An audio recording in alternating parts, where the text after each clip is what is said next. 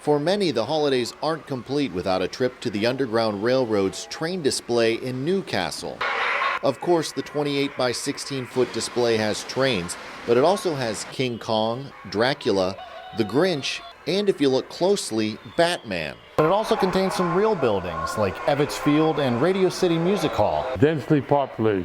You can't put a 4x6 card down without hitting something. Owner Lou Palumbo, who also can be found in the display, has been fascinated with trains for as long as he can remember. 5 or 6 years old when I got my first train, an American Flyer train my dad bought me. And we had it under the Christmas tree, and I had my enjoyment with that train all through the 50s. Well, then I put the trains away when I noticed the girls.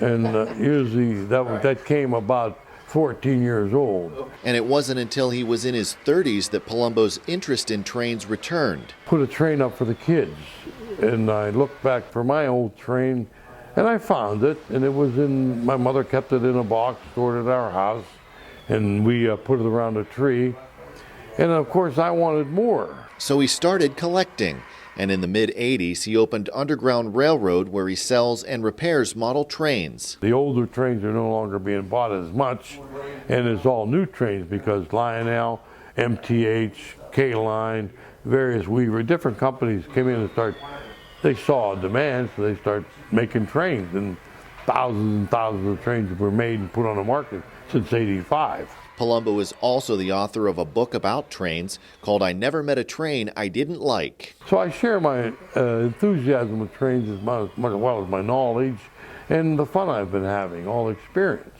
And I consider myself very lucky. The display is open every year at Thanksgiving and runs through January. People get mesmerized. They see something going around, a circle around a tree, around a layout, and I see it in here. These guys, they come in and I see guys, they'll look at the train and they'll go into a trance. I've charged $1 since 1985. Okay. It's still $1 for adults. Kids are free. How old are the kids? Whatever it's a kid. It's a good hobby. It's a good, clean hobby. And it's something that will always last. And if you get tired of it, wrap it all up, put it in a box, and later on your kids will come and you give it to them.